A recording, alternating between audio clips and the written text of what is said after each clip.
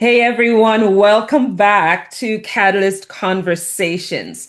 Now, today we're discussing a topic that is deeply personal, often financially demanding, and rarely talked about in the open. It's one of those secrets that not many people either feel they can share or are given the opportunity to share, and that is the journey of infertility. Now, for many high achieving women, this journey presents a profound challenge to her identity, to her finances, and it's creating what I like to call a massive wellness blind spot.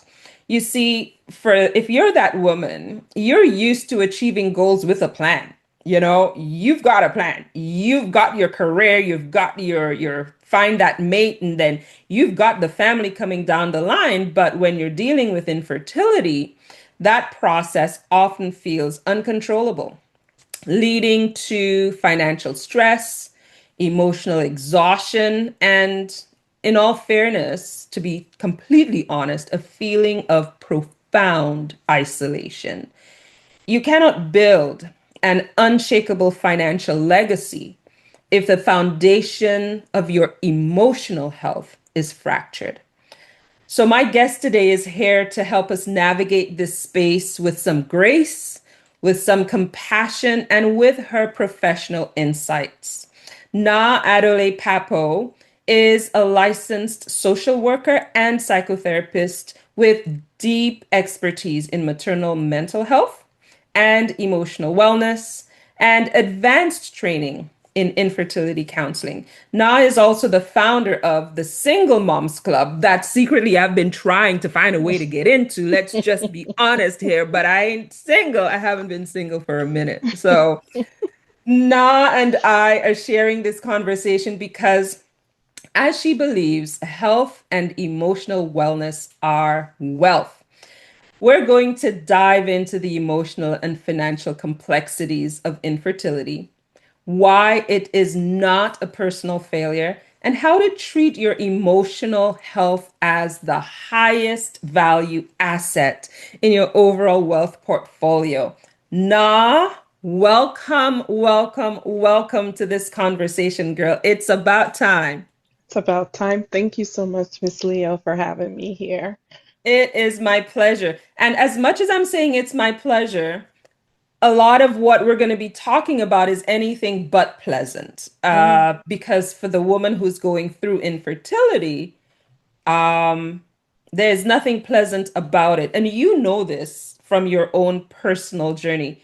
Can you share perhaps what that experience taught you, specifically about the silence and the isolation surrounding the issue, and especially through the lens of Black and Brown women? So, first of all, this tends to be a very heavy conversation. So, just like I did, I invite everyone that's listening to just pause for a second, and take a very deep breath, right? Just one really big breath in, and Adriana, you could do it with me. And when you release it, sigh, right? Let's regulate this autonomic nervous system. So here we Mhm. go. My journey, I'll speak on my journey. I came to infertility or even the realization, right? And for me, I've battled with infertility, like the word in of itself, and I can see it's an ongoing battle. Like it's how it's known Mhm. widely. But what I believe is that we're on different fertility journeys, and I can explain a little later on what I mean because I firmly don't believe that in fertility lies just in one's ability to make children, right? Or to Ah, have children. that's powerful. Yeah, so it's as women, we're nurturers. We're just naturally the nurturing species. Mhm. And there's a thousand different ways a lot of us nurture. So I'll come back to that, like I said. But I came into this journey. The starting point for me was a surgery that was supposed to be something not routine. It wasn't routine, but it wasn't as big as it ended up being. Mhm. And I walked away from that surgery. Everyone was a little flabbergasted with the diagnosis of endometriosis. Right. And if you know a little bit about endometriosis, you know that it makes fertility such a challenge. The issue for me was for years, I had been, and I love my OB to death. Hmm. I feel like I have a child earthside because that woman went to bat for me. Wow. But it wasn't till we got this diagnosis, right? Till she actually had to cut holes into my belly and go take a look for herself. It wasn't till she did that that she heard me, right? So if she's Wow. listening, I just want you to know that I have mad love for you, but I got to tell the truth, right? For 2 years, I had been saying something is off. Mhm. Something is off. I was having very crazy periods to the point where I was on prescription painkillers. Um, the flow itself wasn't, well, heavy, but the pain was debilitating to the point where when I'm on my period, everybody at work knows I'm on my period because what it means is Right. days off. I'm in the office, can't talk, can't eat, I'm throwing up, I'm curled up. Everybody knew. And for me, it was such a big thing because I didn't know when the other women in the office were on their periods, but Mhm. everybody knew when I was on mine Right. because I couldn't hide it. It didn't matter the pills I was taking, I just couldn't hide it. The pills took away the edge, but I still had pain. And Right. I was on prescription painkillers. So it just lets you know where the pain was. Things Mhm. just escalated from there. The surgery happens. Turns out I had, I was stage 4 endometriosis. And the stages sort of kind of work. I think that it is not the same thing, but I liken it to the stages of cancer because a lot of people can wrap their minds around that. And so, stage 4 is end stage. Like there really isn't much that comes after that. Um, and so in stage 4, it's outside of like your uterine cavity. It's in other places, it's affecting other things. And for me, it was the endometrial cells that line the inside of the uterus. That technically is what sheds. You shed the lining when you Mhm. have a period, and it's made up of those cells. Those same cells were found outside my body, outside of my womb, sorry. So Mhm. around my bladder and around my bowel. So what that means was every Wow. month when my brain would signal, right, to my reproductive Shed. system, shed, I was shedding, I was bleeding internally. My bowel would have a period and my bladder would have a period. Oh And my your goodness. womb periods out through your Yes. vagina on the outside. But where is your Right. bladder going? It's not supposed to. And that's not even bad because I've heard that in some cases, the the endometrial cells are found as high up as a woman's lungs.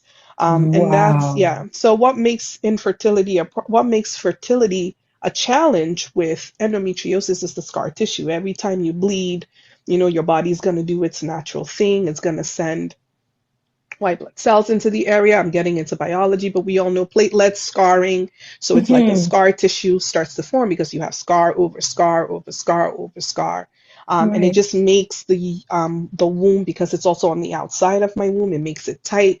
Nothing works the way it's supposed to be. Think of you have a cramp in a muscle. It doesn't function the way it's supposed to function anymore. So, But let me ask you this, because what I'm hearing is you're having these experiences. You were not silent, no, but you were not heard. I was not heard. For 2 years, I would say I can feel my ovary. And again, if you know anything about the ovary, I think it's supposed to be like the size of like an actual almond. So Hmm. it was ludicrous to people that I was saying, and people who knew me, like, I can feel my ovary. Like, what the heck are you talking about? You feel I your ovary? know. Nobody feels their ovary. But I was, because I had a cyst sitting on my ovary and it would burst every time I would have it's called a chocolate cyst. It's an endometrial cell and it would just grow. And when I would have those periods, boom, and I was feeling that bursting, and then it would refill, and this was going on for 2 years that I know. And it probably started a lot Lots earlier, but I sooner, was yeah. feeling it got really bad 2 years prior to me getting my diagnosis. And I was vocal. Yeah. I was saying, and because I was vocal, I was getting prescription painkillers because I was saying, I can't, like, this doesn't feel normal to me. I don't know what Mhm. normal is because I've had pain with my period since I was 16. So I'll jump forward and say, your periods are not supposed to be debilitating, right? You should be able to function. That's the way it's structured. You should be able to get Yeah. up and go about your life. If you have periods that are heavy, periods that are clotty, periods that just last for days sometimes, don't come at all.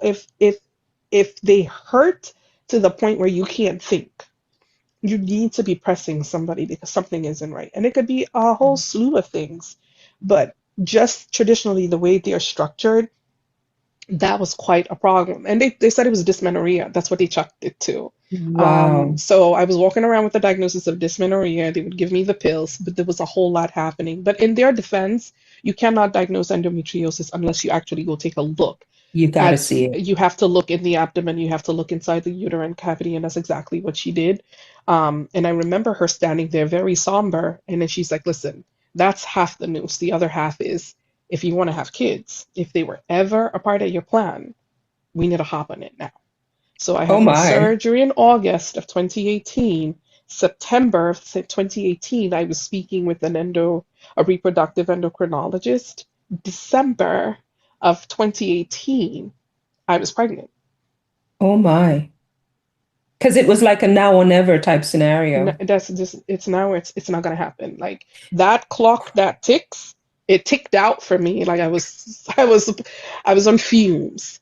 Um, That's amazing in my mind because for someone, I mean, for the women that are listening and watching this podcast, they've got plans. Like they didn't get to where they're going by halving it or, just deciding, oh, I feel like doing this today, I'll do it. No, these women have gotten to their levels of career success and all of that by strategic development. They have done the schooling, they've, worked their way up the ladder, and then something like this happens. This is like it ultimate stopped. disruption, hmm You, right? it stopped. Life It just stopped. stopped It stopped. for So real. I was the planner, forever the planner. I don't do that anymore. Too many things in my life have taught me like these big elaborate plans just, it just doesn't fit my trajectory in life. So this is Mhm. one of the things. I was having conversations. Um, my partner was present.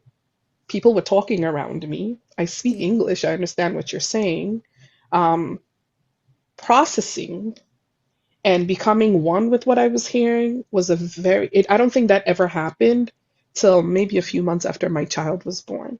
I knew Wow. what was going on. I could understand what was going on. They would explain the procedures. They would explain what needed to happen. I was making decisions. What I'm trying to say is was I was over here. I wasn't inside myself.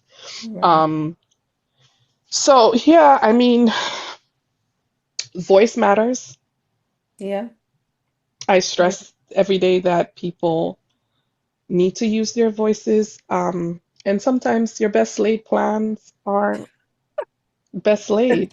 A joke to someone bigger and higher up, I guess. They're not. We You plan and he know, laughs. yeah, it's interesting to me because I feel like this experience went so much further than just a medical procedure. And as you were doing before, to some extent, we might misunderstand the biology of it, or I guess whittle it down to a science class. hmm But my understanding is that this experience had profound impacts well beyond the hmm physiological, the medical stuff. What were you going through on that emotional identity level that was just outside of the scope of science? I have a child Earth side, and I'm still going through that emotional because I will forever wear the diagnosis of infertility due to Hmm. endometriosis, right? So I'm Wow. acutely aware that if I want to have another child, I am going to have to submit myself to another medical procedure. This is going to follow me till I guess I hit menopause. This is just what it is. Right. I cast my mind back, and this is where the heart of my work happens, right? And you alluded to it earlier. You didn't allude. You mentioned the isolation. Hmm. I'm surrounded by people. I'm an African woman, so there's a lot that just culturally we don't share, right? So that was an Yeah. added layer. So I'm holding my deck of cards close to my heart.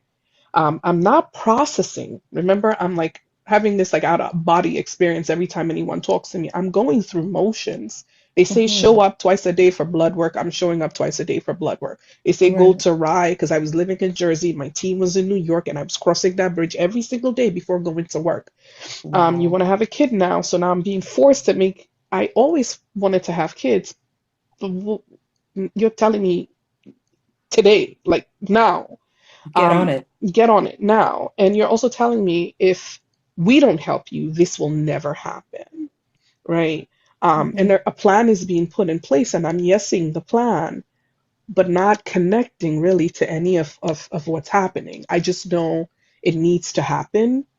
My whole practice was born out of knowing, getting to a point, and I struggled with this, and I don't know, I think it's the same for African American women, African women, because I'm African, Caribbean women, where there was this big struggle. It's like, what the heck am I good for? Because this one Yeah. thing I've been put on this earth to do, no man can birth a child. Like Right. biologically impossible. I don't care what's happening in the world today, right? You Mhm. have to borrow parts and all of this stuff.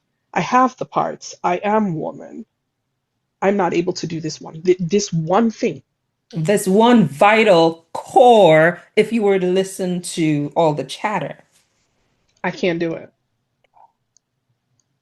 My body can't do it. Does that make me less woman? I feel you. Does it make me broken? Mhm. And these are the struggles I'm saying even today. Huh, I'm still it like with all of the therapy and with all my training, I couldn't even hold myself up. Yeah. It was protective, I realized today, not connecting emotionally with anything anyone was saying to me and just going through steps. That was my system's way of protecting me emotionally. So people might say, oh, but had I not dissociated to some point, because that's what it was, I probably would not have this kid because the process to get to the child was tedious in of itself.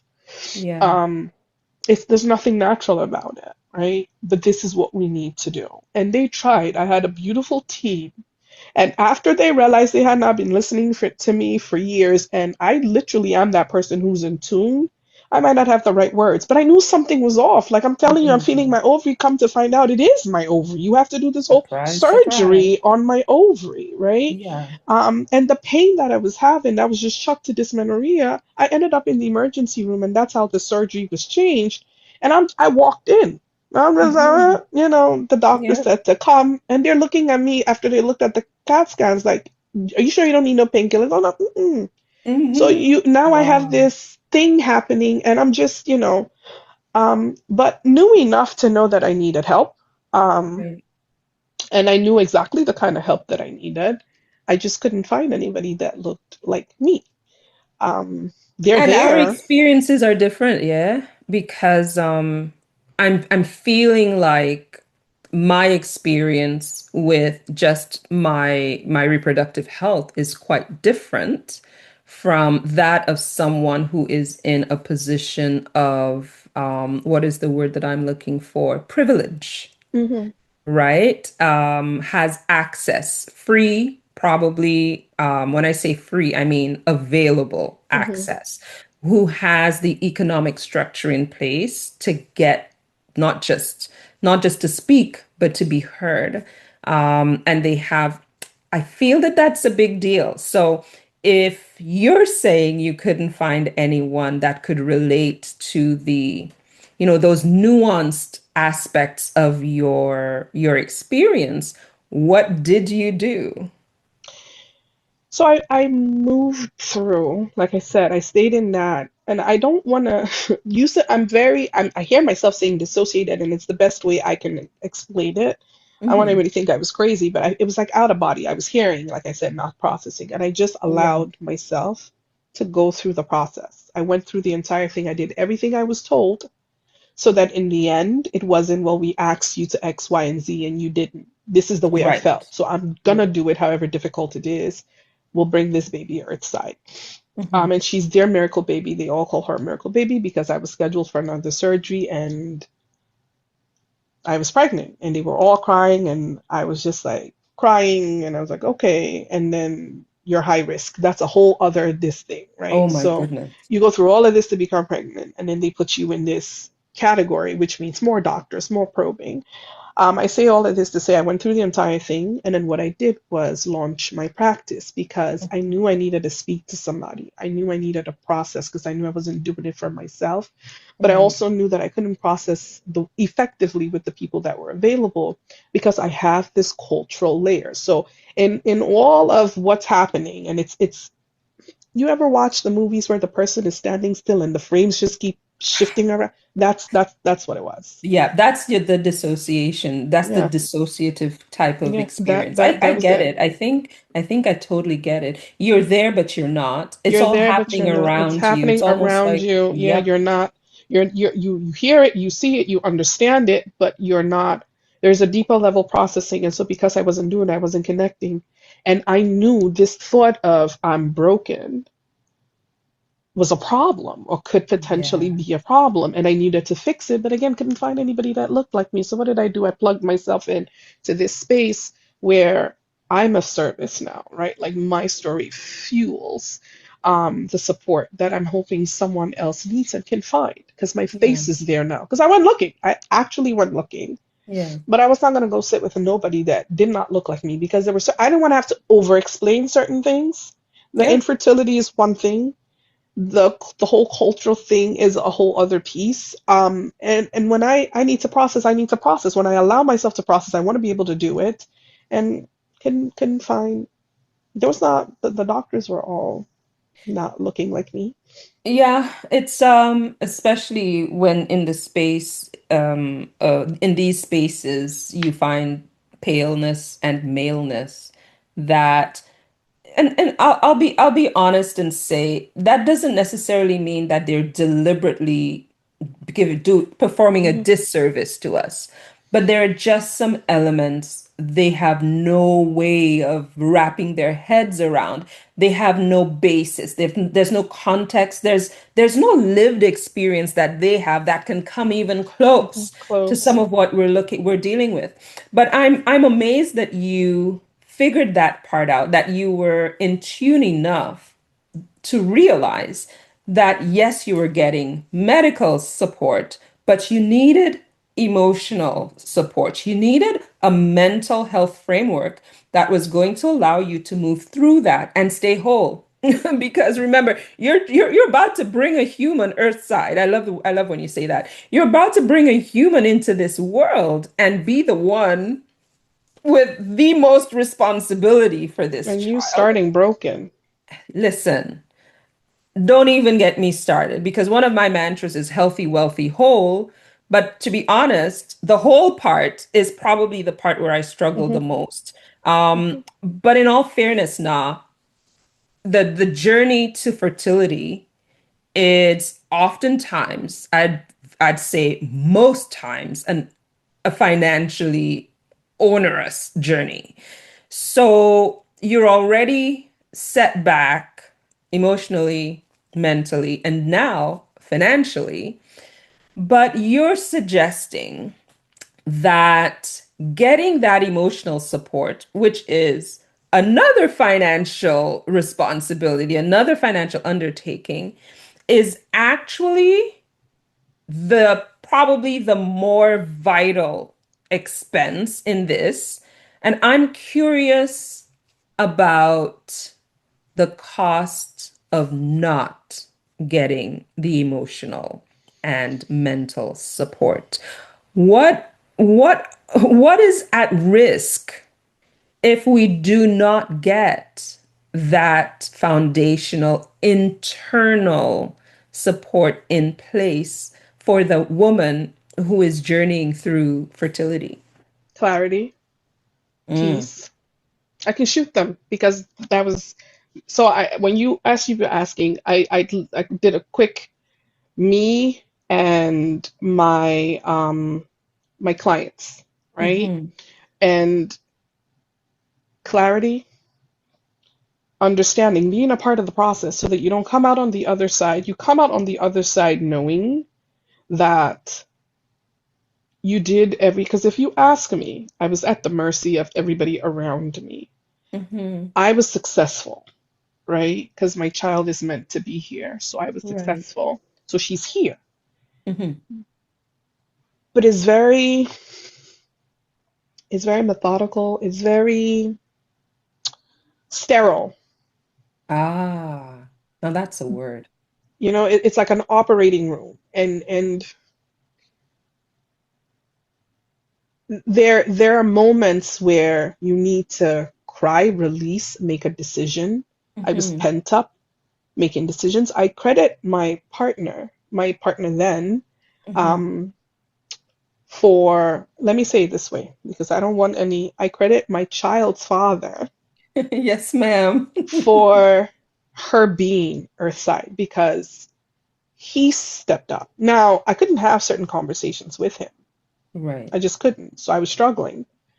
And he was determined. So his determination is why we have a child Earthside. Now, if you have a Mm-hmm. partner that's not hell bent, and he's very strong-willed, right? And we're not going to praise him Mm-hmm. too much, but he his determination's the reason she's Earthside. Right.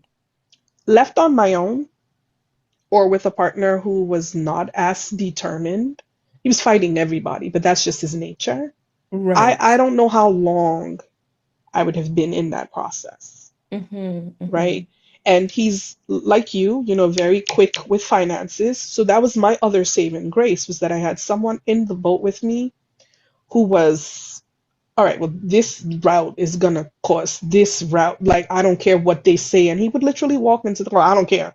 But that's his Mm-hmm. attitude. So if you don't have that and Right. you yourself are not clear, then you just find people. I've had clients sit in meetings or appointments and then they walk back and come to me and they say, well, this is what they're saying. They can say it. All right, let's unpack. Let's see how you feel Yeah. because you have feelings about every step of the way. Sometimes it's like voice is lost. I can't push back because these people are helping. No, yes, you can. You Yeah. absolutely should push back.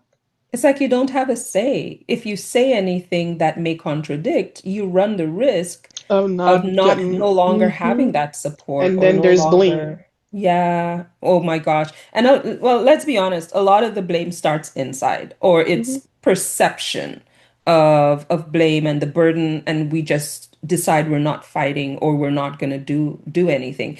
But as I asked the question and you were answering, what came to mind was all of these moments of wonder that you experience as your body changes to accommodate that life inside you.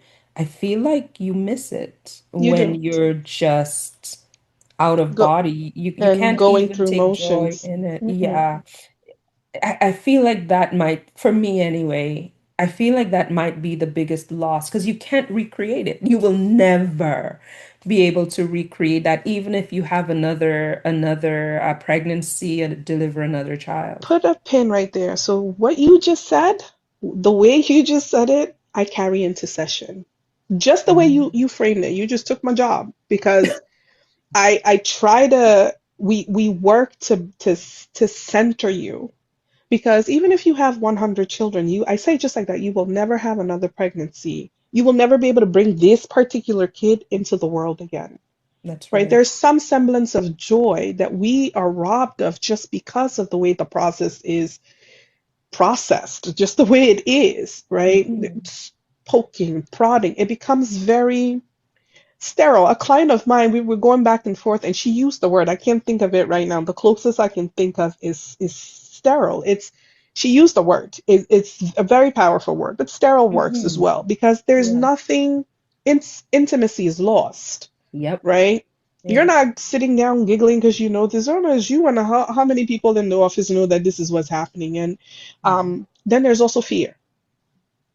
So Mm. it's layers, right? Because we were told 8 weeks, and those 8 weeks after because my baby is an IUI baby. I didn't get to IVF. It was scheduled, but I never got there. So what's the difference between IUI and IVF?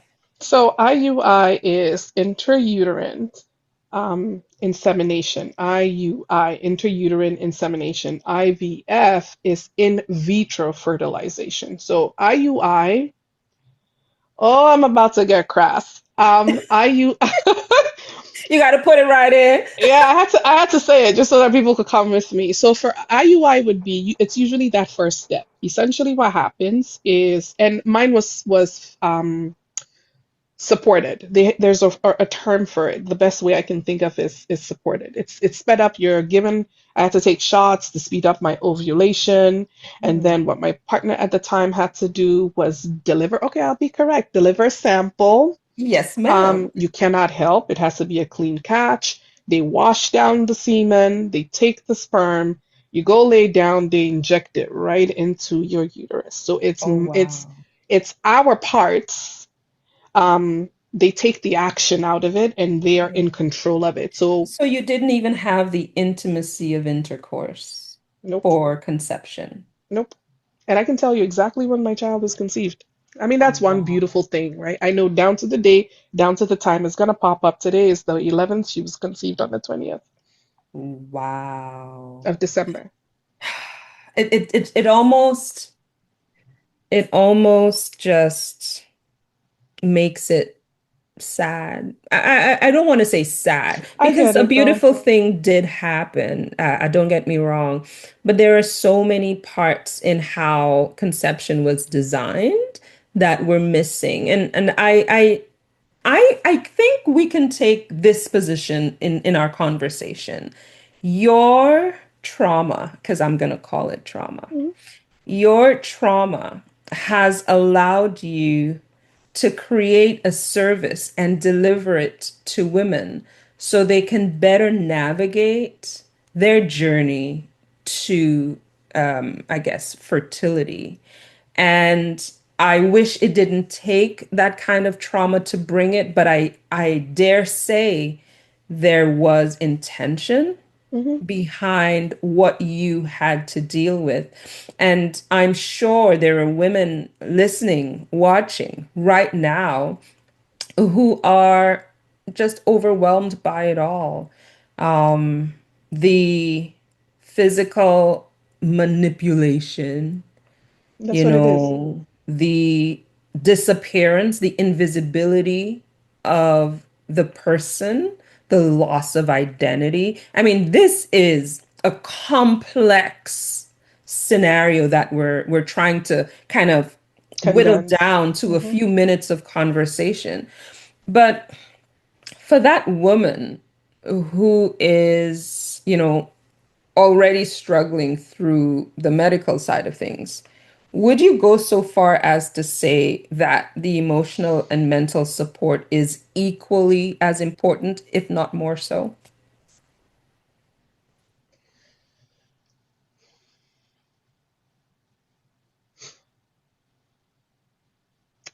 So my head says equally, my heart says even more so.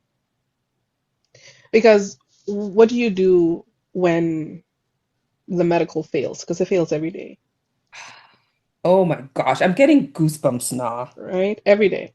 So I didn't even get to, so that's IUI, and IUI fails. It's the least invasive. In vitro is where they do all, in vitro is a lot more invasive. As a woman, they're doing a whole bunch of stuff to you. It's a whole bunch of shots. That's where you go, they do retrievals. So they retrieve your Harvesting, eggs, yeah, and yeah. then they fertilize outside. You create an embryo, and that's put back.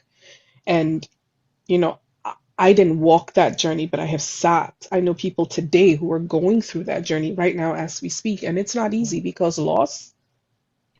And who's walking you through grieving? Because that's something else. Like if, you suffer a death, it's quite tangible. You know that the person was there and now they're no longer there. Mhm. How do you properly grieve like a process? Because you might have been pregnant for a bleep, right? The technically when the embryo is implanted, you're pregnant. That's what pregnancy Right. is. But as to whether or not it'll take and it'll hold beyond those 8 weeks that they tell us to just be quiet and just be hopeful, who's to say? And then what do you do? Because sometimes what happens is Right after one loss, you need to get yourself together again to get ready for the To next do it cycle. again. Yeah, because Wow. money is involved, right? Cryo saving, like the cryo banks cost money. You can't just have stuff just, I mean, people figure it out. I know people Yeah. who mortgage their homes to be able Yep. to finance it. And I've had women go through the entire process. I sat with this sweetheart for a few months where she was like, I can't do it anymore to my body. Yeah. I And to her cannot do heart, it. And to her because heart, every time, I mean, every time you try and you don't succeed, like you said, a piece of you that's goes with it. loss, Mhm. that's grief, That's and compounded. that's just being compounded. And to think that you're doing it to yourself deliberately, almost. I mean, it's not Hmm. quite, but you're putting yourself in that position every single time. I want, I feel like a lot of this needs to be grounded in some sort of identity shift, because if we're going to enter into a journey of fertility, I think that we need a foundation where we can see ourselves clearly with truth of who we are and release a lot of the other burdens that we have been subjected to. What is that identity shift you see in your women? They're working with you and they're going through the journey and something clicks. What is that shift that allows them to actually, you know, journey through well? Support. Um, I want to say this also. What is that that allows them to journey well? Support. Hmm. Your husband, your partner, your family, great. If you have a supportive team, people who listen, people who Hmm. know you, right? They know what your voice on, they know your baseline. So slight shift they're able to pick up. Support. I wanna I wanna highlight that a lot of people come here by default almost. Because what Yeah. happens is you're trying, right? Or like in my case, you living your best life thinking your pull-out game is strong and boo boo, something else is going on, right? Right. Surprise. And it just takes one thing. It often happens that way. Not too many of us know from like really early on. There are some people that do because certain signs pop up. Hmm. Um, and so for a majority of people, that identity shift is instant. You're like here one day and all of a sudden, Boom. boom. So this is why I say support. What you described would be perfect. It would be beautiful, but it also it also sits on this precept that there's like warning flags coming, right? Mm. So you're able to prepare yourself, you're able to ground yourself because you know this is what the journey could potentially look like. But most of Right. us are not given that warning sign. You just fall. It's like you're again in the movies. I speak in a lot of analogies because I want people to come in my head. You know that where you're just walking, people are wading around in the river, and all of a sudden cliff drop and then they disappear and you don't see them in the frame anymore. That's what it is. Yep. Boom, she's down. Gone. And if you don't, if you are not someone whose foundation was strong to begin with, and how many people are just working on their foundational selves on Like, a who has time? Like, this takes intentionality. This takes a commitment to your personal development. And most of us don't get to that point until we've had unless to battle some traumas and mhm, identity shifts and all of mhm, that. mhm. That's Oh, that part. So I mean, how, who, when you will have externally your identity shifts, hmm. but I think the greatest shift is the shift that occurs on the inside. Yeah, And what can help any one person journey well is support.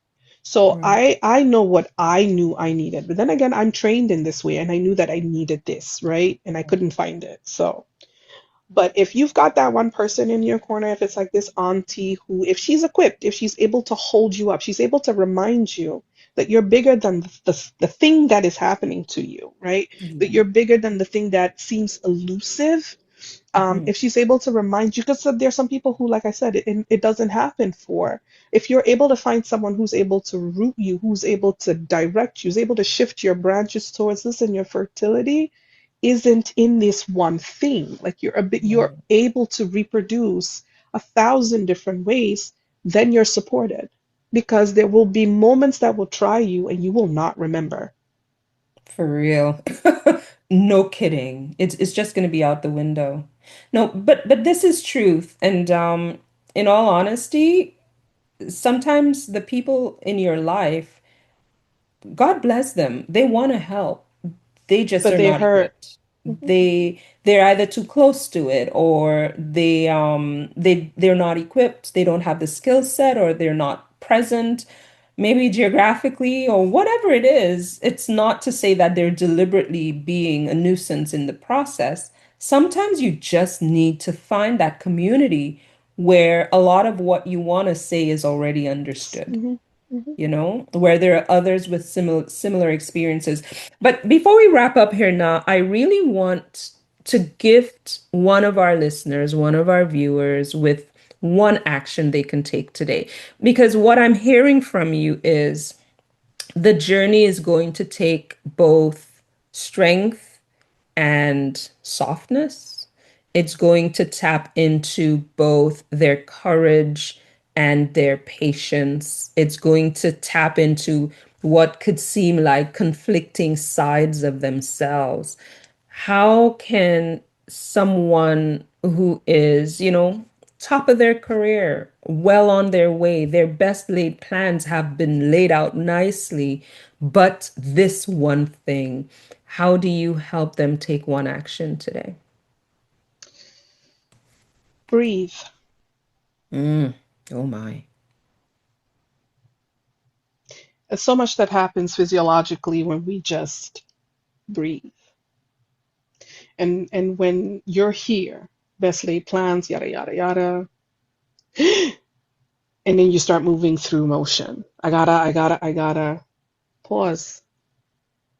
Do yourself the favor, pause, shut it all up if you need to, walk out Mhm. that meeting if you must, close yourself in a dark room if that's what you have to do, and breathe. Because when you're able to calm your nervous system down, you'll hear your voice. Yes. Yes. 100%. You'll hear your voice, you'll hear truth, you will see options, which I feel is so lacking in situations where we are placed like desperation, now or never, ultimatums.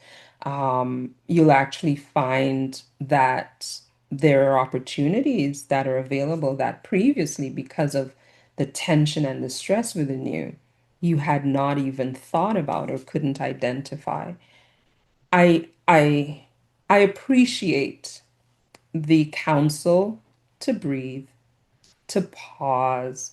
I remember I used to do CrossFit back in the day before my knees just completely gave out. And my coach used to come around to me every now and then and say, breathe, Breathe. because I'm so focused on, doing the action, moving to a next best weight or a next fastest time, that I'm stressed, everything's clenched up, and I'm actually not breathing. And No, the amazing thing was, you are not if you making breathe through progress. it, you'd actually do it better. You make progress. You make progress. You make progress. Now, please tell everybody where they can find you, and tell them about the Single Moms Club too. Where are you on the mean interweb streets? Where am I on the where? What did you just say? I call it the mean interweb street. Oh, I'm everywhere. I'm on LinkedIn. I have a very unique name. If you spell it right and you look at my face, you see the dimple, it's me. Yes. NAA, I'm on LinkedIn, Naa Adoley Pappoe. Naa Adoley M Pappoe is my name, LMSW. I am also on Instagram. The practice is Na Pappoe LMSW. So you can look me up. I have a website is www.naapappoe.com. You can look me Mhm. up that way. And then the Single Moms Club, this is this community that I founded. I'm a single mother. And We are a community of single moms, and we pick each other up and we encourage each other and we push each other. And we are essentially support and a non-judgmental voice and Mhm. hands, or arms rather. We hold Mhm. each other. And the Single Moms Club can also be found on Instagram. It is I am Single Mom Supported. The handle is Mhm. at I am Single Mom Supported. There's a link tree, so once you get in there, you're able to connect with me directly.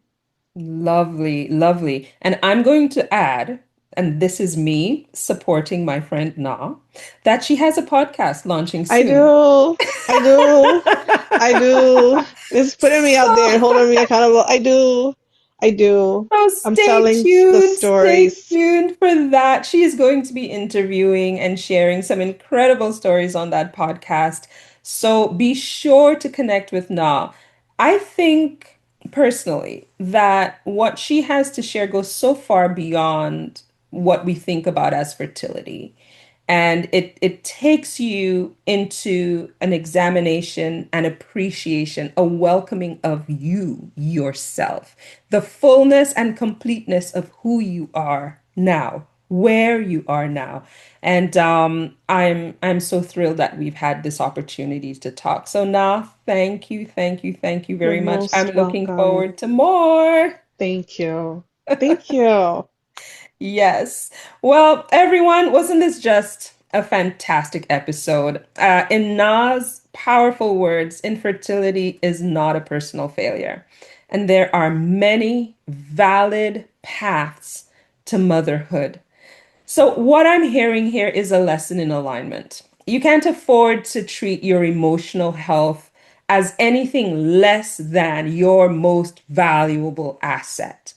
The wealth architect actually knows that sustainable financial growth depends on sustainable emotional and physical well-being. So investing in support, it's not a sign of weakness. It is a strategic high ROI move that you can make to support all aspects of your life, especially if you are dealing or journeying through fertility.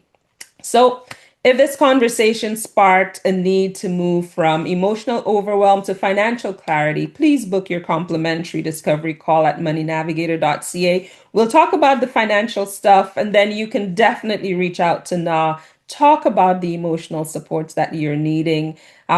Within my practice, we specialize in helping those high achieving women align your deepest values. That includes your health and the family vision with your financial strategies. So until next time, lead your wealth with your heart, not just with your numbers. So take care, everyone.